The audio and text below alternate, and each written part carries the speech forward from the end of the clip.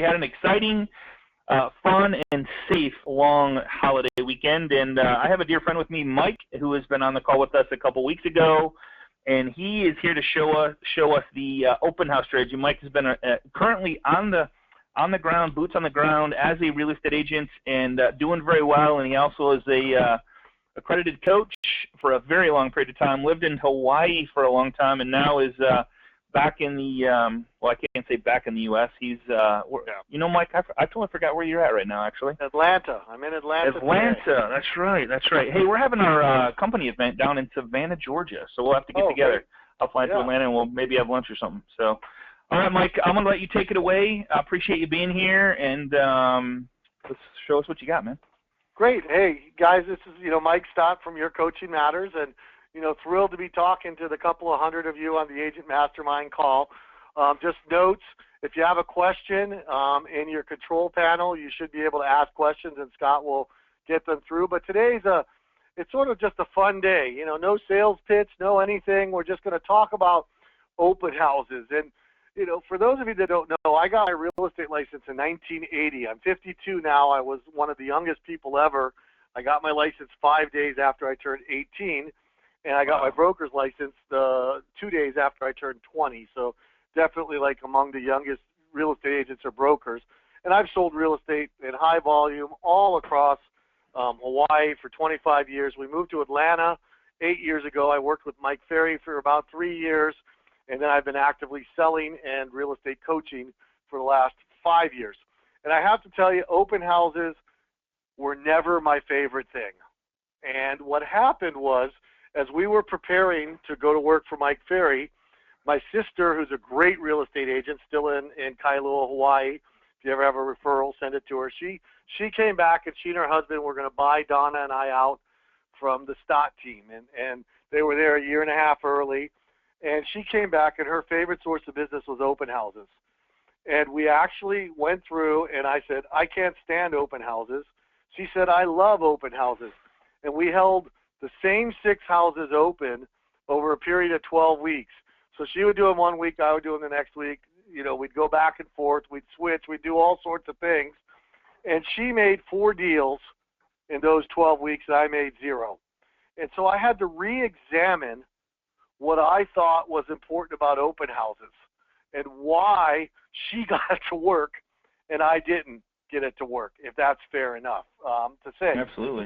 And it's very strange to see, she's obviously smarter and better looking and a little bit younger than I am, but she had moved back to Hawaii and did not have the network, did not know everybody, had not been selling 150 homes a year for 20 years in Hawaii, and I should have done better than her. But her attitude and her expectations set up her results.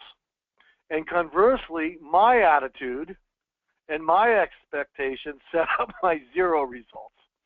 So what we want to do today is maybe have you become more interested in a different thought about open houses. Now, some of you on the call love open houses. Some of you on the call hate open houses. Most of us are somewhere in between. So, but consider this. In the world of email, Facebook, LinkedIn, Twitter, SlideDial, and all the non-personal forms of communication, here's a chance to meet people face to face. Shake their hands. As Tom Hopkins and Floyd Wickman used to say, get belly to belly with people. Okay, and see their reactions and bond. And here's what I know. Not a single person on this call would claim that they sell better over email than they do face-to-face. No question. Every one of us, our natural enthusiasm, our energy, our love for what we do shines through more when we're face-to-face. So consider that. Then the next question, if we accept this is true, that we get a chance to meet people face-to-face, it's how do we maximize this time and this work? So here's what we know. In many parts of the country, we're back above the 2007 peak levels. Not all parts of the country, but in many parts of the country, we are having bidding wars. We're having listings stay on the market. We're in sellers markets. And we have buyers that are frantically looking for homes. They actively search out listings online. I have a buyer that wants a particular home in a particular high school district. He wants a certain number of square feet in a flat yard with a basement, which is hard to find in Atlanta. He put an offer in on a house that we really liked. We went in $35,000 over the 305 asking price. We were one of 17 offers and did not get the home. Wow, unbelievable. Okay, so when we have, and every day I talk to people in Dallas and in Denver and Las Vegas and Florida and California and Oregon, where we are seeing strong sellers market. So the buyers today are forced to look online and forced to contact the FSBOs unless they're working with a really good agent. They aggressively shop the swelled ranks of the for sale by owners. We know that. They spend their weekends doing home shopping and legwork because many times they don't trust that their agent's working for them. Many times the agents aren't. That's the sad truth. They're attending open houses in droves. As I'm talking across the country, we are having more people attend open houses than in the last 5, 6, 7, 8 years. When a do-it-yourself home shopper drops into your open house, you can safely bet on two things. They're serious about finding a house for sale, and an agent doesn't represent them. In other words, they're a great buyer prospect. They're a high-touch opportunity in our high-tech world. Okay, so just think about frantic buyers, and you're getting a chance to show them you're a different sort of agent. So I came up with 20 tips towards an effective open house. Actually, it was my wife and I, and borrowed heavily from my sister Tracy in Hawaii. If you're a new agent, what I would suggest is go to an experienced agent and say, I would be willing to host an open house for you. Okay? If you're an experienced agent, I would look at your listings and see which one is the best priced in a well-trafficked house area. Okay? If you have to bargain with yourself or with another agent, price is more important than traffic. And the best open house you can have is new on the market and in really crisp, clean condition, because the buyer won't have anything to complain about when they come in. Okay? Step number 2, prepare the seller for the open house. Give them a call. Tell them what you're going to be doing, and you're going to hear a lot of things to do before the open house, that you expect them to have the house neat and clean, and that you want them gone. Here in Atlanta, people hold open houses 1 to 4, or 2 to 5, or 2 to 4 on Sunday afternoons and occasionally on Saturdays. Tell them you're going to be there 15 minutes early and you want them gone, the kids gone, the dog's gone, all that sort of stuff. Prepare them for what you're going to do. Okay? In some parts of the country, they're having great success hosting an evening open house on a Thursday evening or a Friday evening. So consider that. Saturday morning, Saturday afternoon, Sunday afternoon, consider those also. Just a thought. The only Sundays that are bad for open house, Super Bowl Sunday, Christmas, and New Year's if it happens to fall on a Sunday, and Mother's Day. For some reason, Father's Day is a good day for open houses. Go figure. Okay, prepare a buyer's package for the buyers that are going to come by. Take your plat map. Get your tax information. Get a sheet from a lender showing what it's going to take to buy this house under several different plans. Your standard fact sheet. Any disclosures that the seller have. Consider putting them together in a little booklet, a little 3-ring binder. They cost about $1 each at Costco. Not a big deal. Or you can get if you have the binding machines, you could prepare one. Or remember those old school reports where you take that long piece of plastic and slide it over the 2 clear pieces of plastic. Make something that looks nice. Bring fact sheets that also include the market stats. Know what else is going on in the neighborhood. Do a full printout for every active and recent sale. Okay? We strongly recommend that on the active listings, you go and preview them in advance and talk to those listing agents. Okay? Have those comps ready to be shown right after your open house or even during your open house if you have a partner with you. So call the other agents. I'm holding an open house. If a buyer doesn't like this house but might like yours, could I show it between 5 and 5:30 on Sunday afternoon? Okay? Or a partner. Be sure to call them up, at 4:45. Hey, look, we didn't have any buyers that weren't interested in this house. We're not going to be showing the house. So those are points number 1, 2, and 3. Point number 4, know the advantages of buying right now and the financing options available on this home. Low interest rates, tax advantages, and possible higher prices make this a great time to buy. I'm going to skip out for a second. I'm going to show you guys. I just prepared a little interest calculator.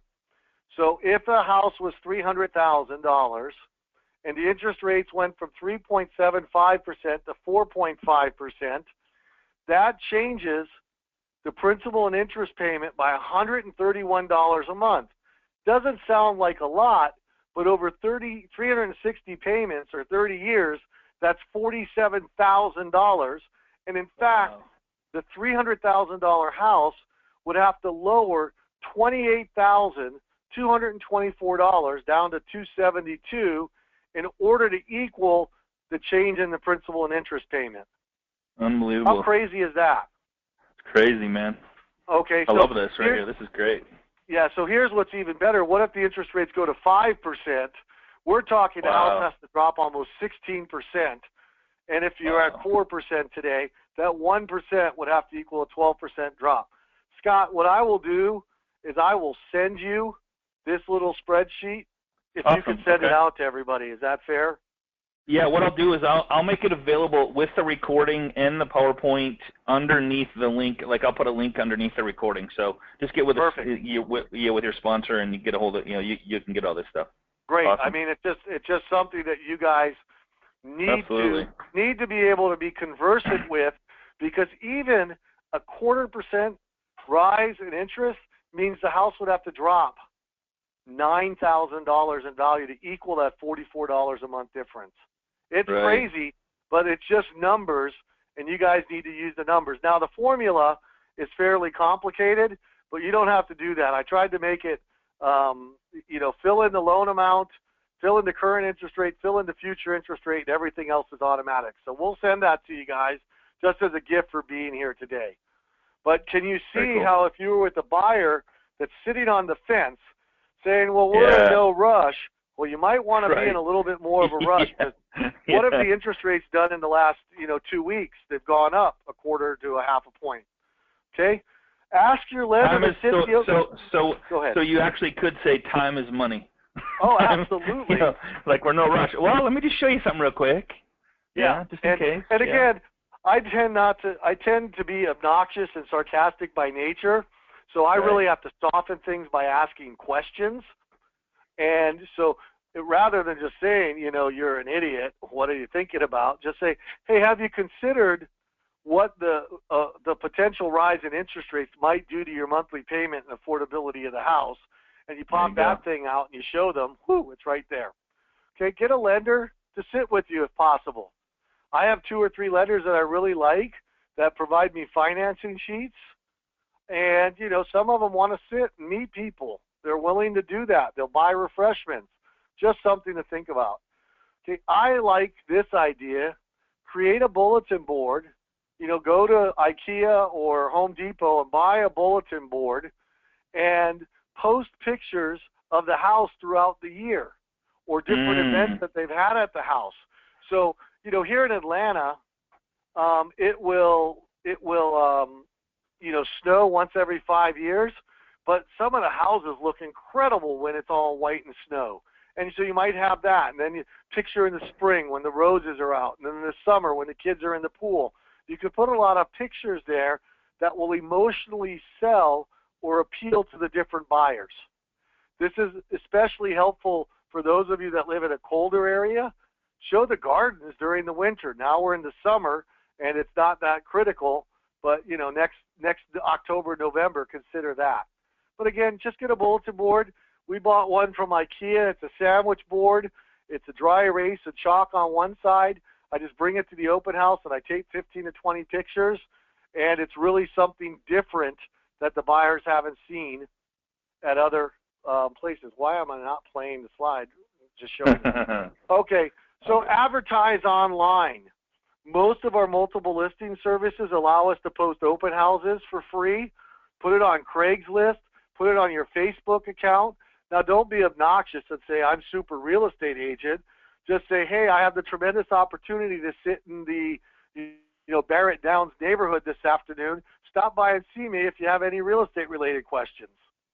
Okay. Now, have you? Hey, Mike, have you done any Facebook ads to? I have not run like any a zip Facebook code, ads. something like that? Okay. Some agents are doing it, having some good effect. They're specifically targeting on Facebook. For those of you that haven't done this, you can target specific ages, income levels, education levels, and zip codes. Zip codes, yeah, for sure. Yeah, that'd be so a great idea. you could do it very effective. Yeah. Test it and see if it works. Okay. Yeah. Now, my favorite thing to do is I knock on doors. And depending on the size of the community, I'll either do the whole community or 25 doors. 2 weeks ago, I listed a for sale by owner. I knocked on the 77 doors. It was really odd because of the 77, 38 people were home. Wow. I've never had that on a Friday afternoon before, but they were all elderly. And what this was a neighborhood that was almost a retirement community because 2/3 of the houses were single-level ranches, and children had bought these houses for their parents to live in. So it was sort of interesting, but I got 2 good leads by knocking on the doors, one for a property management account and one for a person that was thinking for sale by owner, and she says in July she's going to be listing it with me now. Okay, so nice. What an opportunity to go and knock on the door. What do you say? You just say, hey, I wanted to invite you. I listed the house, or I'm hosting an open house down the street this Sunday from 2 to 5. It's got a pool in this particular case. It's in really great condition. It's priced to sell at $229. I expect it will sell within the next week. Do you know of anybody thinking of moving into the neighborhood? Right. Okay, not a high-pressure call. They see that I'm out working. You know, what other agents are knocking doors on Friday afternoons? Now, if you don't knock on doors or you don't get the opportunity, of course you could mail a postcard invitation, but they're more likely to come from a door knock or a simple invite on the door. You could knock, 1 to 2 and say, hey, I'm having it open also.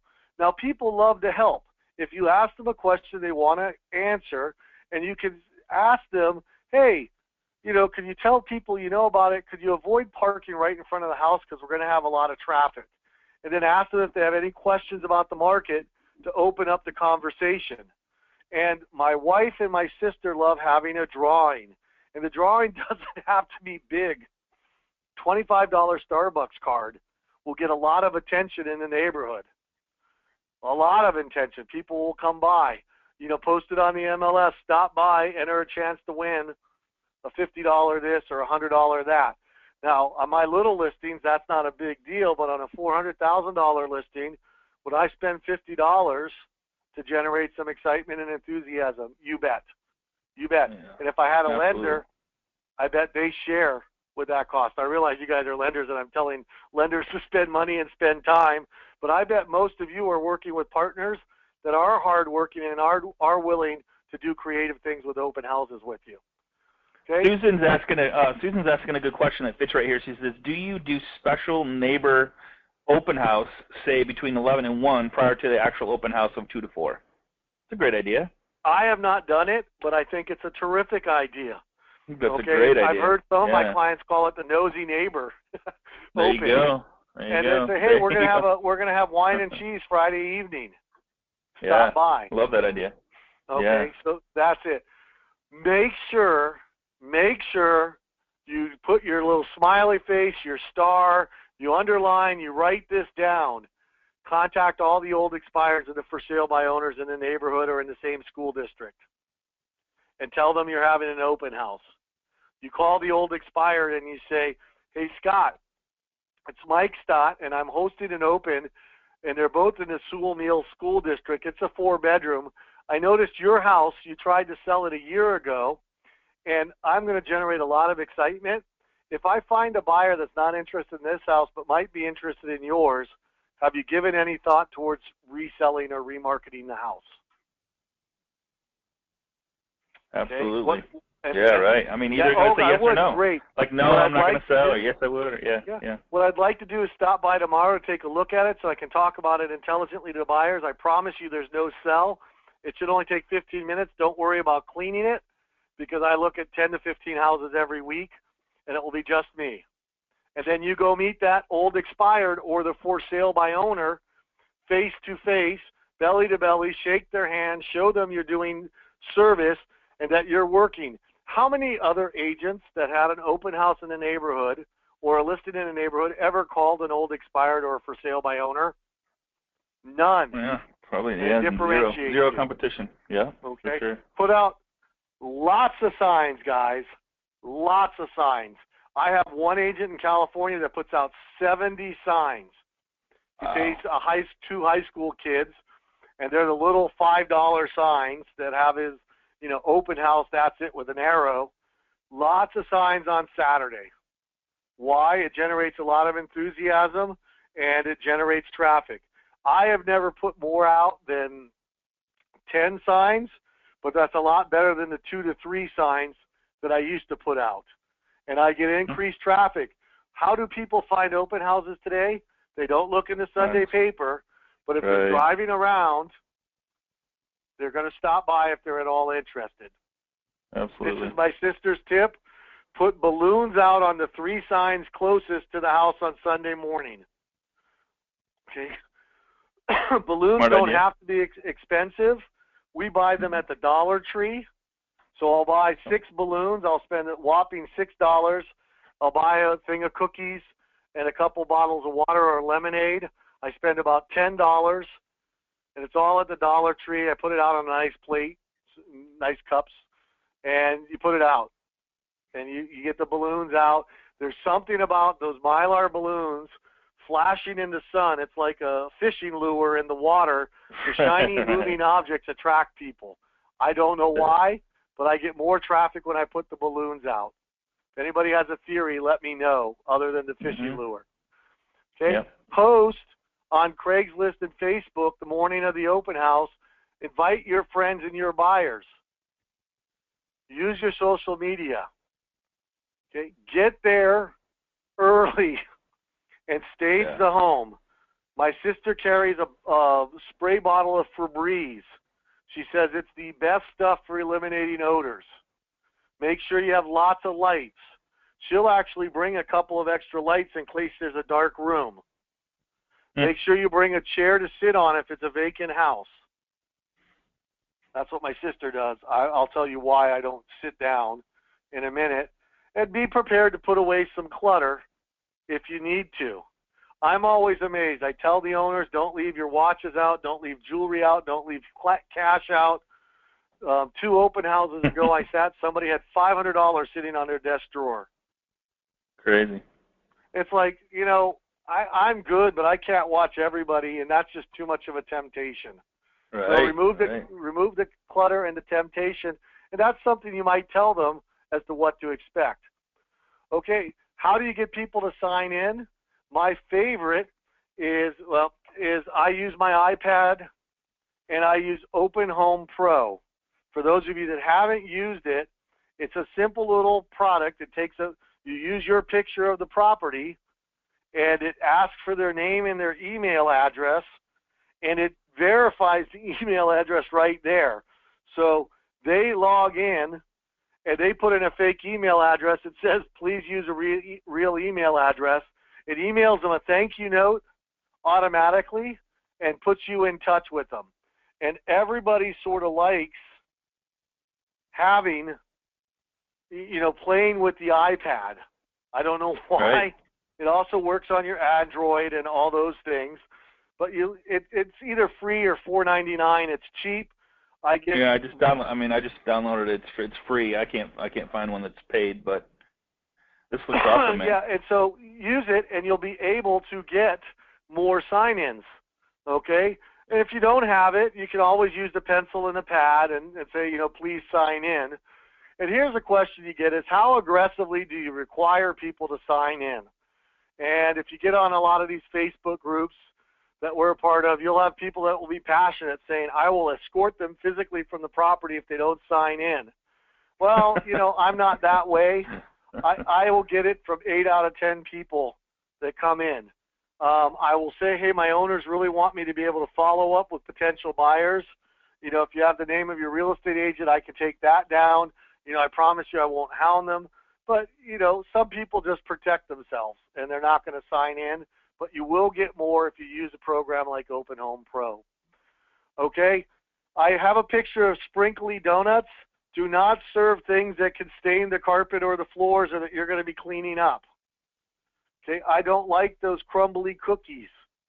I tend to like small cookies that they can put in their mouth at one time, like the famous Amos chocolate chip cookies or Oreos tend to be what I get because I like both of them. I have a sweet tooth. Serve drinks. Cold water and lemonade tend to be what I serve. But make sure, again, they don't stain the carpet.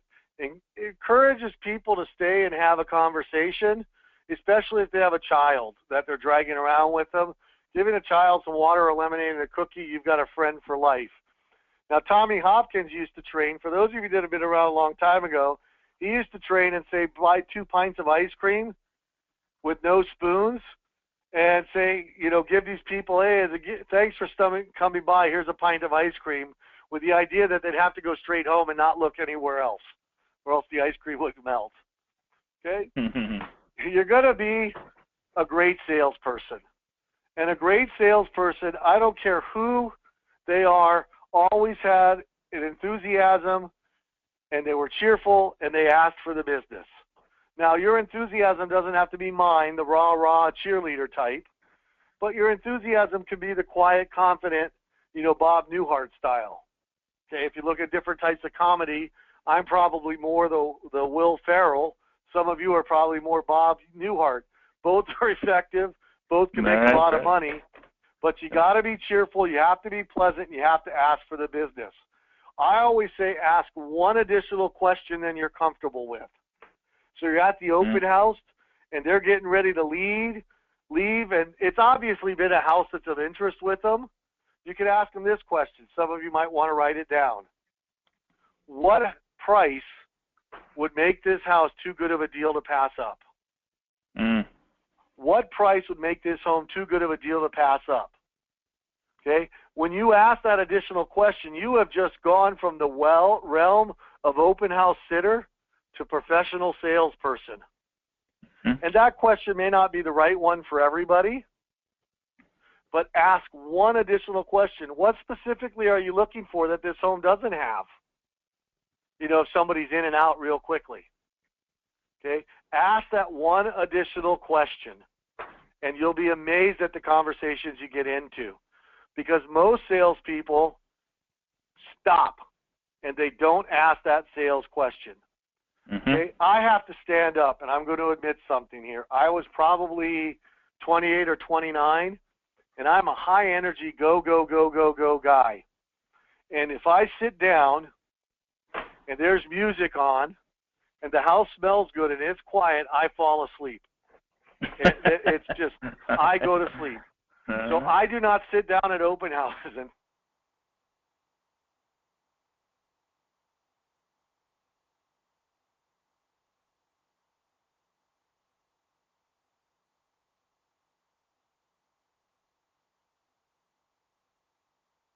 do. Oh, there we go. You're back. Okay, we lost you for a great. second. Internet thing. I think it was your end. So here's what happened to me, actually. I was sitting at an open house. It was a warm Hawaii Sunday afternoon. I had a couple of cookies, a little bit of lemonade, and I sit down and I'm reading my good book. And the next thing I feel a poke in my side, and a little boy is saying, "Mom, is he dead?"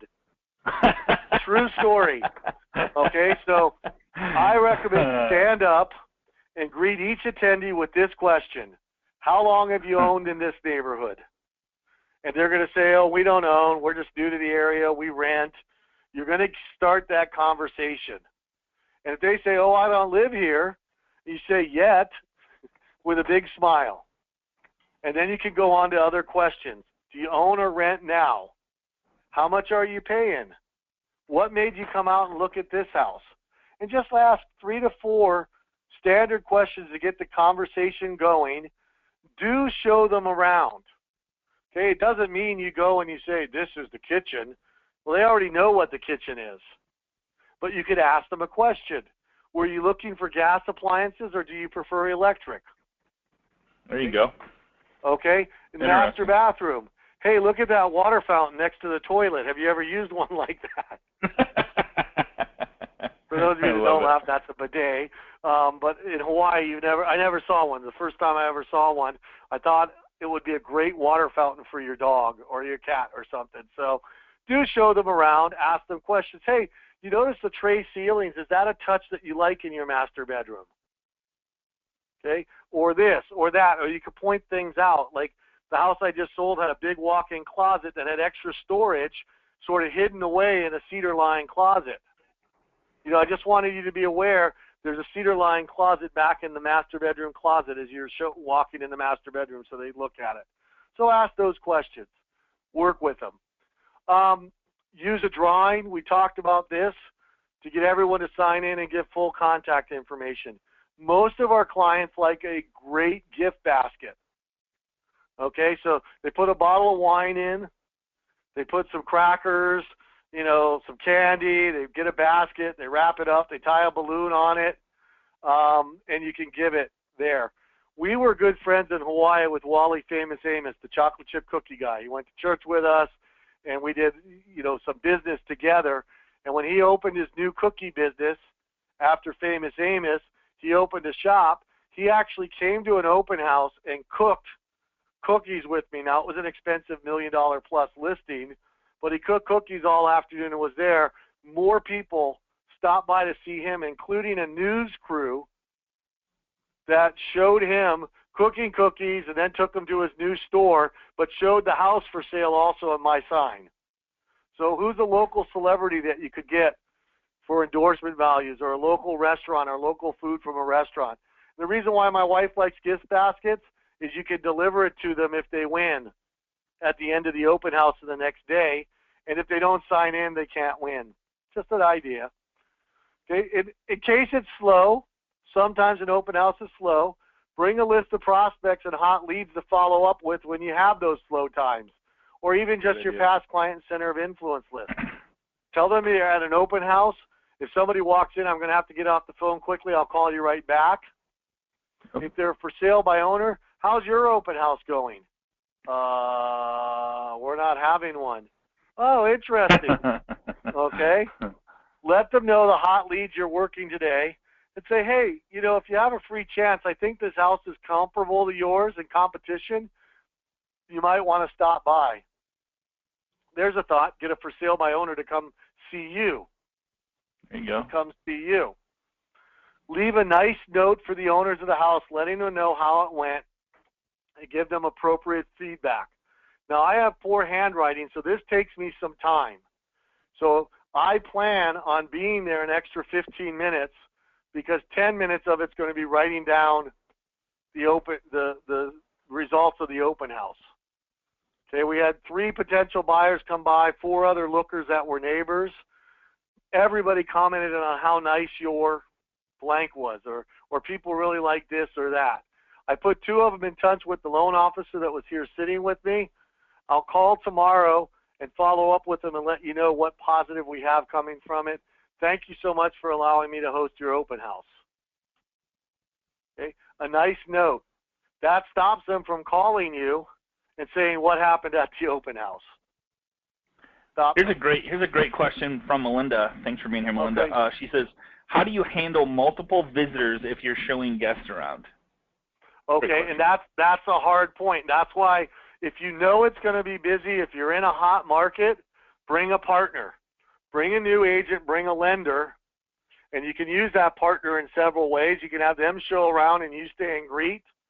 You can pay them if you want, or you can have them have the opportunity to get a buyer lead, or work with somebody that doesn't want to buy the house. You can do all sorts of different things. With the lender, you can have them do the check-in and you show around. But sometimes it's even hotter than that. You may even want a third person. In the past, when I've had a third person, I pay one of my assistants at the office to come sit with me.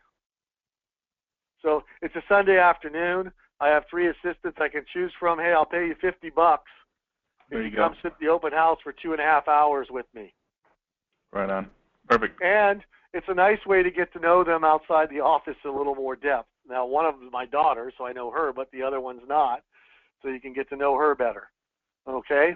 And that's it's a great question. If you're going to be in a really hot area, you need to have open houses, and you're going to meet these buyers, and you should be able to entice another agent, a loan officer, or an assistant to sit with you. I know at the KW office, they're in growth mode right now, and every week there's 3 or 4 agents saying, I want to host an open house. Who has one for me? And that's it. So here's the goal, is you got to remember, what's the goal for your particular open house? Is it merely to keep the seller happy? Okay? Yeah. And if it's merely to keep the seller happy, one of the things.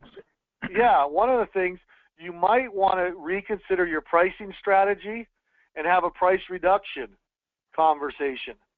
Now, this is not for the unusual house or the unique house or the expensive house, but if you have a subdivision or a townhouse and it's been on the market for 30 days and you're holding an open house to keep the seller happy, it might not be keeping them happy because you might not sell the house till the price gets lower.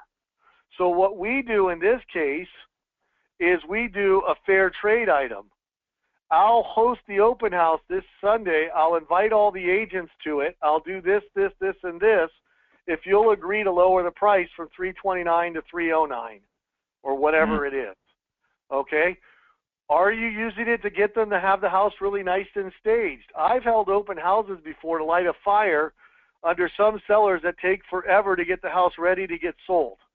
Great Anybody point. on the call ever have somebody that says, oh, they'll paint that bedroom, they should get it done next week?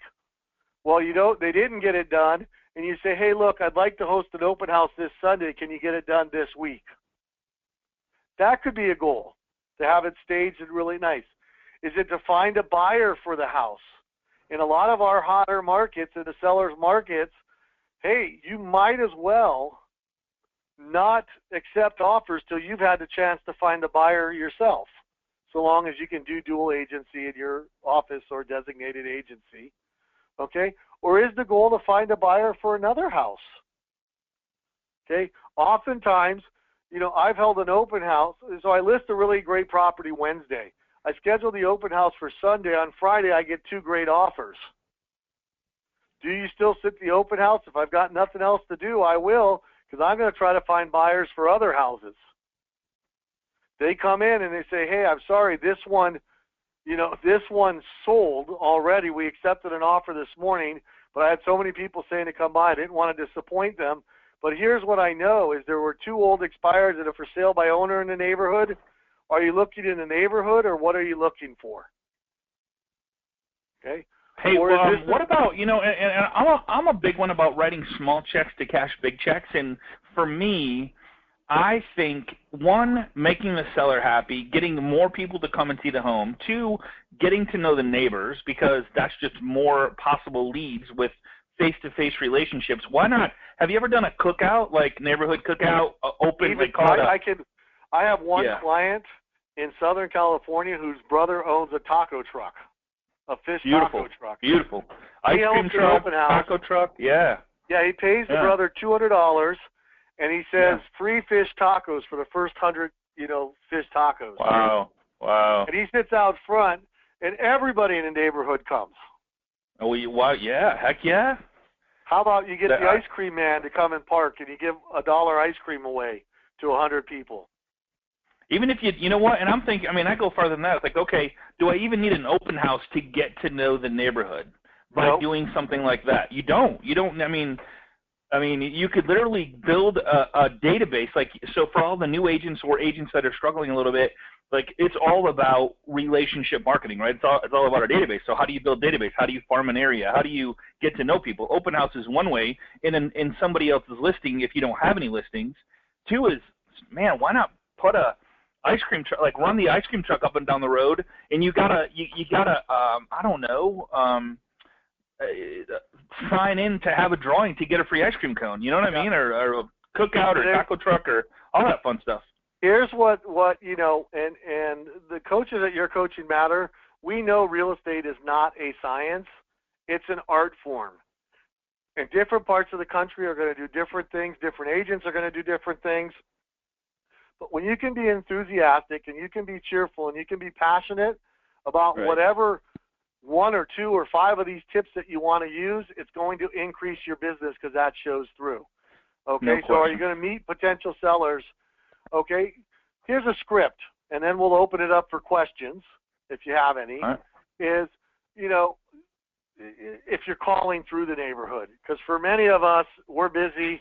You know, if you're selling 40, 50, 60, 100 deals a year, you might not have the time to go door knocking or even get the postcards out unless you have the assistant. But hi, I'm Donna with Northwest Atlanta Properties. We have a neighbor's home for sale, and we're actively looking for a buyer for that home. We often find that someone in the neighborhood knows someone who might want to move in. Who do you know that might want to move into our area? And you'll get no one or how much is the home most of the time. Then you thank them for thinking about them, give them the price, give them the bedrooms and baths and the details, tell them it's going to be open Sunday from 2 to 5, and you hope to meet them there. They just have to see the tile work that this guy's done. And then before you get off the phone, you know when one home sells in a neighborhood, very often another one sells soon after because of the additional activity. Who do you know in the area that may want or need to sell? Nobody. Well, how about you? When do you plan your next move? Hey, here's what I don't understand, Mike. So, like, when a new listing goes up in a neighborhood, what typically happens all the time? Other homes get listed, right? Yes. And a lot of times not by the same agent. So wouldn't it benefit you if you had a new listing in a neighborhood to walk the neighborhood, share, like maybe put together a nice flyer, introduce yourself and say, hey, I just want to let you know this property is listed. Here's the information on it. If you'd like any information on the local area, I'm more than happy to give it to you. Or give them local information about the area. Like the more you know how when you give something of value, the law of reciprocity kicks in, and they go, oh, cool, and here's my card if you have any more questions, or that's gonna. I guarantee you would get at bats with more listings in the neighborhood because I see it every time. Yeah. Absolutely. Yeah. And it's all about, you can't help it. When you're doing this and you're coming from the spirit of contribution and you're cheerful and you're enthusiastic, whether it's rah-rah or, Bob Newhart, and you're doing all that and you're passionate, if you talk to 50 people, you're going to get a good solid lead. You're going to get a lead. No question. And that's just it. You can't. Just the law of averages that if you talk to, I was doing a survey over the weekend. It was from Baylor University, and Keller Williams sponsored the survey in 2011, I believe. And they said true cold calling, 209 calls to get an appointment. But of the 209, 150 were bad numbers or no answers, and they got into 59 conversations. And those 59 conversations led to a listing appointment. Okay? Wow. So if you talk to 50 people in a neighborhood, it's impossible for one of them not to be thinking about buying or selling. And the key to finding it out is being that great salesperson, being energetic, coming from the spirit of contribution, and asking the right questions at the right time. And some people, you're going to have to build a relationship for a long time until they trust you. I have a story. I took a listing. We had it shown. I had it for 3 months. It was back when the Atlanta market was bad. We finally got an offer, and they finally sat down to present the offer, and they told me, we now feel like we can trust you. We haven't made a payment on this house in 9 months. We're going to have to do a short sale. I had listed the property, and it took them 3 months before I earned their trust. Yeah. Okay, some people Absolutely. take longer. And that's why you want to be doing the follow-up, so you meet people and they say, well, we're not thinking about moving for a while. Well, you send them a nice thank you card and a couple of business cards, and all of a sudden they call you out of the blue and you get that gift from heaven They say, hey, come list me. You were nice when I saw you, and you looked like you were working hard 3 months ago when you were door knocking. And that's what we want to sell our house. Yeah. Any other questions? I mean, that's sort of what I have in 45 minutes, but we're open for questions, comments, concerns, illusions. Here's Ronnie. Thanks for being here, Ronnie. He says, great information. I just held an open house this past Saturday. Great turnout, 7 to 8 potential leads. What's the best way to follow up with those clients? It was a $500,000 home. You marry them. No. Absolutely, dude. No, and you're for real. You courtship them until they do business with you. You earn their trust by giving them great follow-up and giving them more than they expect. So, hey, you know, you saw this house. I have to tell you, we had 4 or 5 people that were really interested in it. If you have more questions or you want another house like this, I'd love to earn your business and represent you. And you send them that card. You leave that message on the phone. Yeah. Donna, I think just, you know, consistent follow-up. I don't think I think you have to, people think, this is just my opinion, Mike, and you can correct me if I'm wrong, but people think they always got to have a business conversation with them if they're looking to buy a home. And I think just calling to say, hey, how was the, you know, like right today would be a great call to go, hey, I just thought you were in that open house and you guys were, you know, awesome to talk to if you talk to them. Or even if you didn't talk to them, just say, hey, thanks for stopping by the open house. I just wanted to check in, see how you guys are doing. Did you have a good weekend? And then you talk frog, family, recreation, occupation, and goals. Build a deep relationship with them. Talk to them like they're a friend, and amazing things will happen, you know? That would be my recommendation. It's not just a recommendation. It's a reality. And I don't think anybody on the call that's been in the business for 5 years, you know, or so can't speak to the advantage of doing the follow-up, earning their trust, providing great service, and then having a smooth transaction. And there's somebody on here, and I don't remember who it was, I apologize, but she says, we're not allowed to put up signs in our area. And my suggestion was Facebook ads to the zip code and walk the neighborhood. Walk the neighborhood before, during, after, all the time. Do the ice cream truck, the taco truck, anything to get activity to build relationships. Is really, I guess what I like to say is we're not in real estate. We're in marketing to our database. We're in building relationships, period, and then the real estate comes with it. Right. Well, you know, and all these skills you can transfer if you want to sell life insurance or cars or, you know, be a good parent or any of that. This all just comes from the spirit of contribution and providing value and being that great person that you guys all are. Now, on that last question, I will have some people, some agents, will say if it's a community association, that's one thing, but if it's like a local ordinance, people put signs out on Sunday afternoon and make sure they pick them up because none of the city and county people work on Sunday anyway. That's right. I'm not advocating that. I'm just telling you what some of my clients might do anyways. Yeah. Here's my answer to this one, and you might have a different one, Mike, but Melinda asked, how long do you follow up with leads? I put until they buy, die, or tell you to get lost. Right. Build the relationship. I'm into building the relationship. So, and it's not just one person anymore. With social media, one person could be, I mean, if every one person has a minimum, I think it's 223 friends on Facebook, so you cut it in half, cut it in half again. Everybody has 25 friends on their Rolodex on their phone that they would literally call and have a 10-minute conversation with. So it's not just one person that you're following up with. It's a potential person that has a ton of friends, family, and coworkers. So my wife says it this way. If 1 out of every 11 families move and half of them are buying, that means every person you talk to that knows 22 other families knows somebody that's going to be buying or selling in the next year. Yeah, absolutely. That's just the law of averages. Yep. And she says, you know, we'll actually look at the database. We'll value a contact, a past client, and we'll say that over their lifespan, they can buy and sell and buy and refer 7 deals to us. And so each person, and at our average, you know, at $6,000 a deal, that's $42,000. Treat each one of your contacts as $42,000, and I think you'll treat them a little bit better than we might. So how long do you follow up for $42,000? A long time. Here's a good one, man, and I'll let you answer it, and I'll answer it too. So I know this is crazy. Norman, I appreciate the call, or appreciate the question, but I pull in so many people, I can't reel them all in. How do I manage following up with all the people? I got an easy answer for that one. Scott, you go first. All right.